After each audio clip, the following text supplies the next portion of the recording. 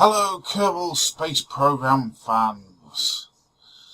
Okay, been working on this the past 3 or 4 days or so. Decided to grab some parts from the Interstellar mod and sort of integrate them into the vanilla Kerbal. Basically, certain things that are in there I decided are a good idea, and the problem is when I use the Interstellar mod and I create something huge, it kills my PC a hell of a lot quicker. So this is kind of getting on for the limit of what I can handle on my PC. I'm running at 5 frames a second at the moment, which is probably just about bearable. Grabbed a few things that I thought, if I modified them right, that they'd be realistic and potentially could be done in real life. So decided it would be a good idea to have them on. So let's start with some of the more vanilla parts that I've put on. As you can see, these here are the 3.75 meter parts. They're the giant Aquila reactor things from Interstellar. And you'll notice there's a docking port between them, which is not the 2.5 meter docking port. I created a 3.75 meter docking port. Why? Because 23.5 is missing 3.75 meter parts, like at the 3.75 meter docking port. So I made one. I took the original 2.5 meter docking port, which are here, and just copied it and rescaled it. Simple enough to do. And that's one thing that I definitely think that should have been in the 23.5 release. The other things that I've rescaled, which aren't shown here, which I'll show in a minute, are the hub max. There's now a 2.5 meter and a 3.75 meter version of it. I think there's a couple of other things I can't quite remember off the top of my head. So let's explain this sort of setup. Basic principle taken from Star Trek actually, and the bussard collectors on the nacelles, on the warp nacelles. They work in conjunction with the deflector array to funnel elements that are floating around in space. Elements and apples? Ooh, really? This is going to be a fun video. Elements and atoms that are floating around in space to basically funnel them into a collector and basically use them. So I took the antimatter collectors, as you can see here, and I decided that they looked like what you'd expect from concentric magnetic rings. Let go. Thank you. And basically modified them so that they use power and collect, in this case, charged particles. Okay, I love it when it does that. Right. So, in this setup here, I actually stacked them too high. So you can see the two separate parts there. And kind of looks like it did the job. Now, we know that magnetic fields can move particles of various shapes, sizes, etc. because we have particle accelerators that use magnetic fields. So the basic principle of how these would work are realistic to a degree. Right. Now they're collected in storage tanks, which are actually hidden. They're underneath there, and there. I think there's one over here somewhere as well. Is that it? Try that one. Oh, it's in there somewhere. It's just a standard 2.5 metre tank, basically. So from there, we need to basically sort out all the atoms, and that's what these things do. These are refineries. Now, what I decided to do is to take the refineries, and some particles can be converted into liquid fuel, some can be converted into oxidizer, some can be converted into monopropellant, some get converted into what I've called heavy metals, which are basically heavy stuff that is fissionable, and the rest are just discarded. So again, consumes power, but also you'll notice waste heat. Yep, I decided to implement a waste heat feature that's, well, kind of implemented but doesn't really do anything. Sort of. So we have a lot of them stacked up. There's some on this side that were from the Mark 1 setup that I fetched up. I just haven't replaced them yet. So once that happens, you've got up here heavy metals being created and being stored. As you can see, it is incredibly slow at generating, and this is basically on purpose. Right. If you have something that generates it too quickly, then it's not realistic, because you're not going to get that many particles floating around in space that are usable. So it has to be slow, and it also has to consume large amounts of power, which is where these come in. Come on. Come on, KSP. There we go. Right, these are fission reactors. They work on any... The principle is they work on any fissionable material.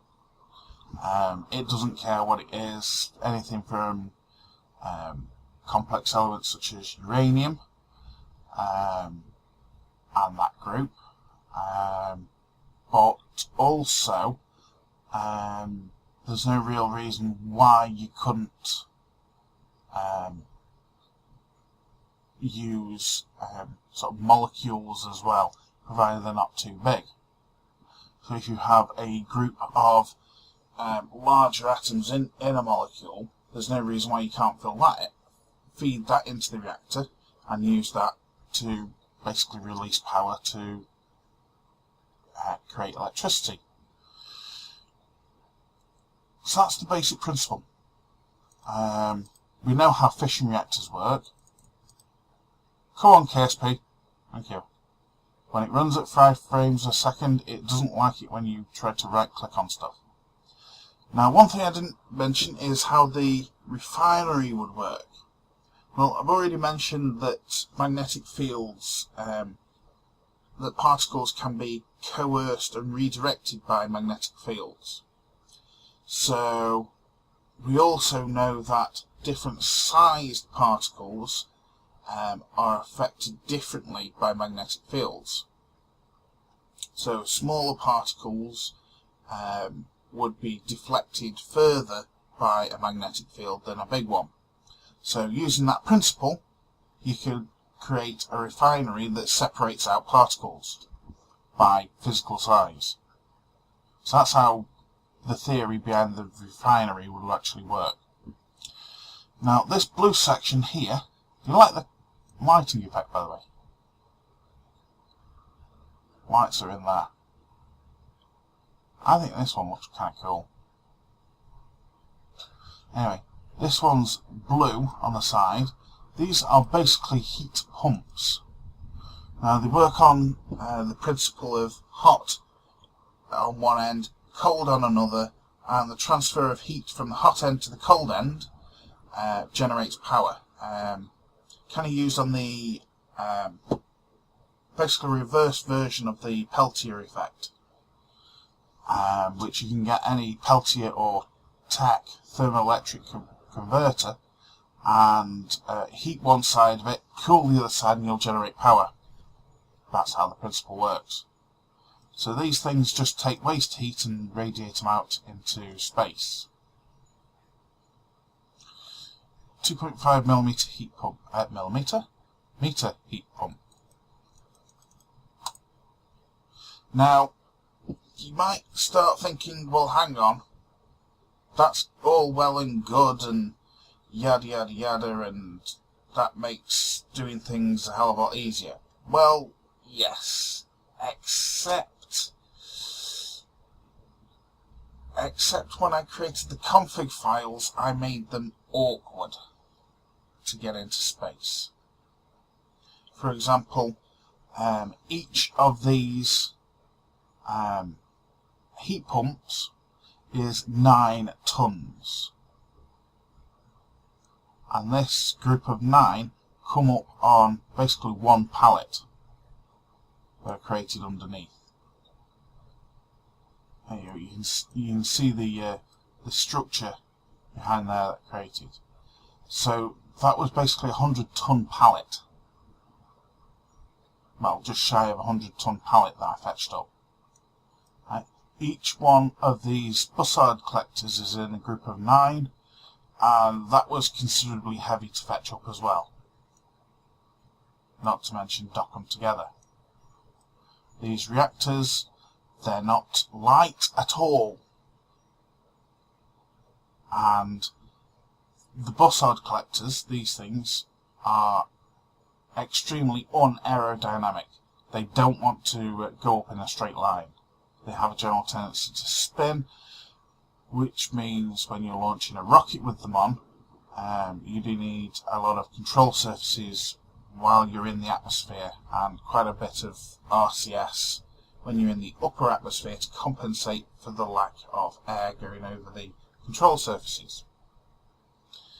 So they're designed to be big, they're designed to be heavy, they're designed to be awkward, just to offset their value while in space. Once you've got them up in space, hey presto, we've got a endless supply of fuel. You just need to sit and wait for it.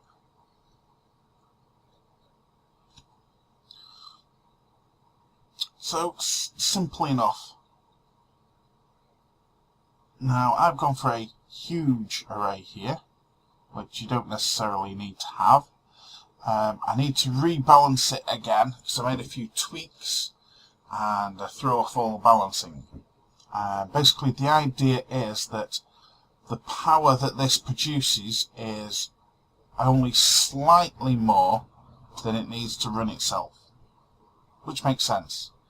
A little bit more to operate lights and guidance system, etc., and that's it. No huge tons of power that you can use to generate more stuff. No. Just barely enough. That's the idea of it. So let's go and take a look at some of the other parts. One frame. Oh, come on.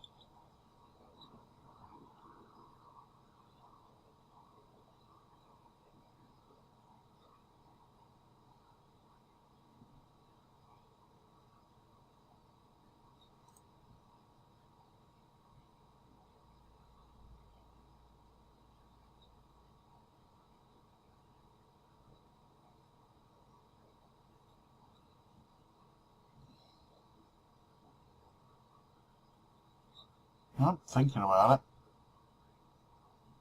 Uh-oh, KSP's gone non-responding. Has it crashed? Uh-oh. It might have crashed. Oh. Nope, just ran out of memory. Right, let's get rid of that. Right, so one of the things that I created was a radial attached probe core. It's basically a copy of this one, the Probodyne, right? But it can be radially attached. The reason for this is I wanted to deliver modules to the station, but delivering a huge rocket with it, right, along with all the RCS thrusters and RCS tanks and all the rest of it, makes something huge with extra parts on that you don't need. So the idea was that we use these, where are we? Radial decouplers. Stick a load of radial decouplers on and stick the RCS tank onto the radial decoupler, stick the RCS blocks onto the radial decouplers, and stick the probe core on the radial decoupler. That way, when we dock a module to the station, we can then eject everything that we no longer need. Sounds simple, huh? Did I create anything propulsion-wise? Yep. Heavy metals tank, which I haven't sent up yet. 2 of them. And charged particles tank. Again, these 4 you'll recognise from Interstellar. And that was one of the original antimatter containment tanks. That's the 1.25 metre version that I haven't converted yet. I've just copied it over and just haven't edited the CFG yet. No mods to any of the engines or anything. Go into control, no mods there. Right, structure. You'll notice if I take that one, that's the 2.5 metre guidance unit. Go back into structure. You've now got a 2.5 metre hub for it. There's the original. There's the 2.5 metre. And you also have a 3.75 metre hub as well. Very size great. All I've done is rescaled vanilla part. Aerodynamics, I've not done anything in here. I'm thinking that more stuff's needed. Well, the question becomes what? If we go into utility, this is where all the magic is. And quite literally. So we have the Bussard collector. Collects free floating particles while in space that can be used for fuel and other things. Okay, I need to edit the CFG for that. Yes, okay, it's magic really. Yeah. Well, as you can see here, mass 5 tons each one of these. Drag is 0.5. Might need to increase the drag a touch. Requires 10 electrical charge per second, and it outputs 3 charged particles per minute. Again, on the subject of balance here, that is basically you require a huge input charge and getting a little bit out of it. So then we go over to the charged particle refinery. There's only the 2.5 metre available for both of these. Yes, decided to do it that way so it'd be awkward. You might recognise this from one of the reactors that's in Interstellar. Now, generator is not automatically active, so it's going to be started. Requires 10 electrical charged per second and requires 12 charged particles per minute. Which, if you go back to here, that one produces 4 charged particles per minute. 3 charged particles per minute, so you need 4 Bussard collectors for each particle refinery, just to keep it going 1 to 1. Outputs: liquid fuel 1.1 per minute, oxidizer 1.3 per minute, monopropellant 36 per hour, waste heat is 5 per second, and heavy metals is 9 per minute. So from that you can then work out what you need. Now that's the docking port, the 3.75 metre, which goes on there. We have fission reactors. I've got a 1.25 metre version for you, or available. Again, you'll recognise that from KSP Interstellar. 2.5 metre and 3.75. If we have a look at the 3.75, this is the bit that still needs to be rebalanced a touch. So we've got mass 8 tonnes, drag 1.2. That's a huge amount of drag. Generator must be started, requires heavy metals 12 per minute. So from that you can work out how many refineries are required. So that's 9 per minute, 12 per minute, so it's like 1.3. Yes, designed specifically to be awkward. So, and it outputs electric charge 120 per second. That's the bit that needs tweaking. So it's a little bit on the high side at the moment. So I just need to back it off to be in line with what would actually be required to run the reactor. Heat pumps. The 1.25 metre heat pumps has a mass of 4 and a drag of 0.2. Fair enough. 2.5 metre heat pump is a mass of 10 tonnes and a drag of 0.2. I think I need to still tweak these heat pumps. So I think the drag should be a bit higher because it's going to have all the fins on and whatnot. So yeah, probably need to bring down the waste heat input as well. But as you can see, it doesn't output a lot of electric charge. It's basically a radiator arm that just so happens to generate a little bit of electricity. Seems simple enough. Now, we've also got radial radiators that don't generate power but actually use power. Again, come from KSP Interstellar. And they're just there for basically being nice and light and to get rid of waste heat for you. Not that waste heat is going to blow up your ship at the moment.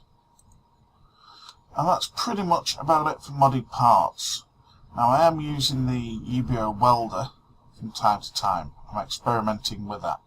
One of the problems that I've actually found with it is, if we take this part for example, and we'll stick it there, you can see a standard 2.5 metre docking port on the bottom and an adapter to the 3.75. Now when I welded it, I used a 3.75 metre part docking port on there to weld it together. However, if we look at the top, that's not the part that I welded onto it, basically.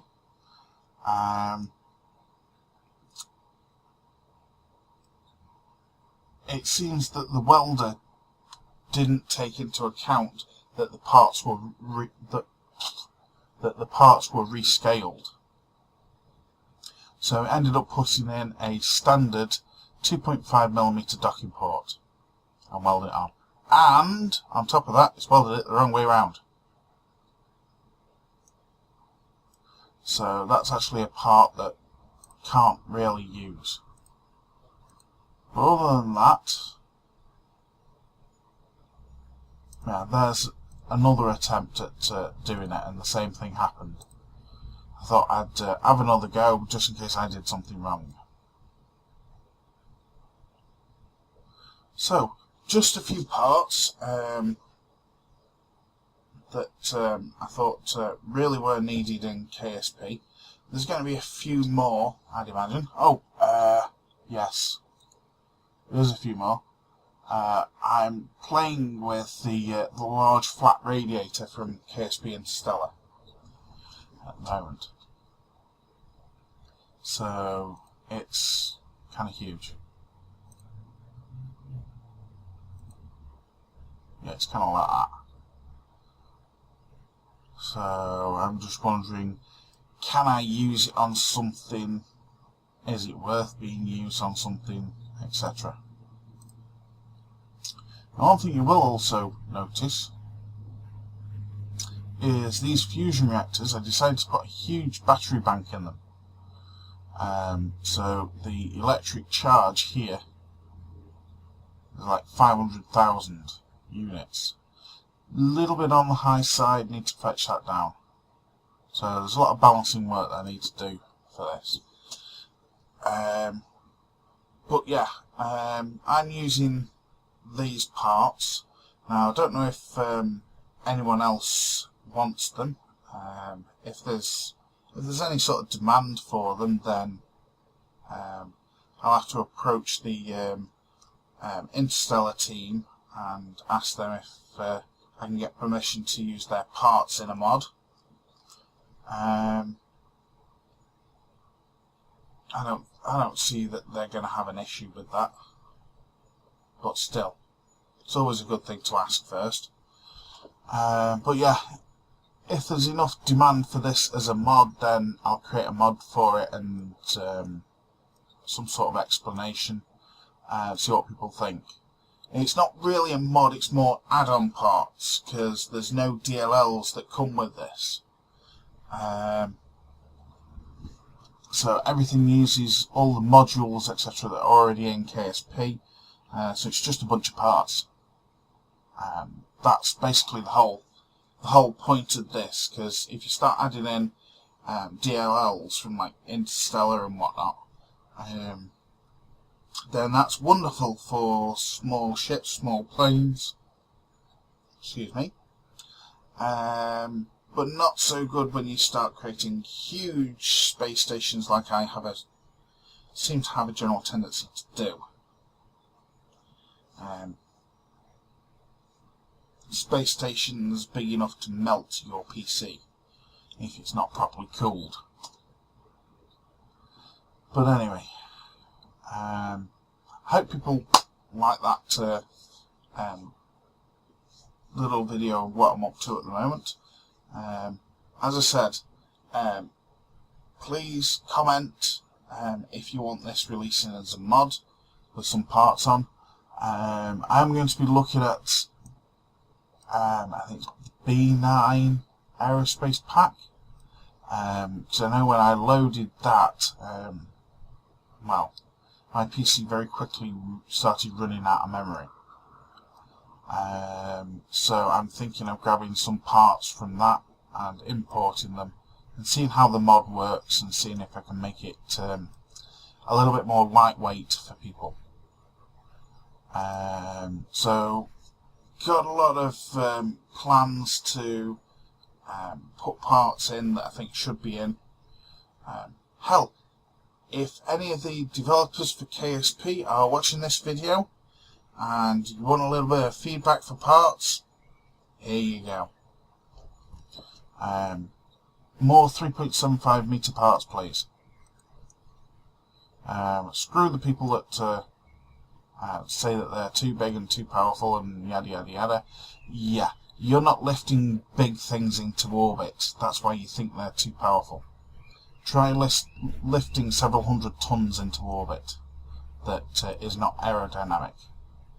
That's when you need lots of 3.75 meter parts to do it. But anyway, I think that covers everything. Just a quick off-the-cuff sort of video, as you can probably tell. Hopefully people appreciate sort of where I'm going with this. It will start to get integrated into my series Kerbal Space Program, Hotels and Holidays. Just at the moment, everything's centered around Kerbal. So there's nothing outside sort of Mun and Minmus, so they don't really need generators on until you get outside of that. Quite happy with solar panels and whatnot being on stuff at the moment. However, I do have plans to send generator stuff out to like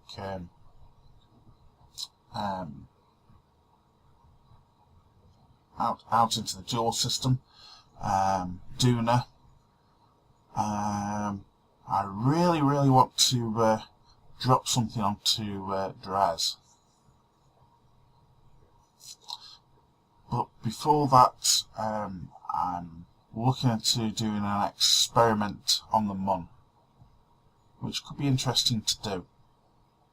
But more on that later. Anyway, I'm CW. Make sure your crafts are well lit so that you don't crash hard. Bye for now.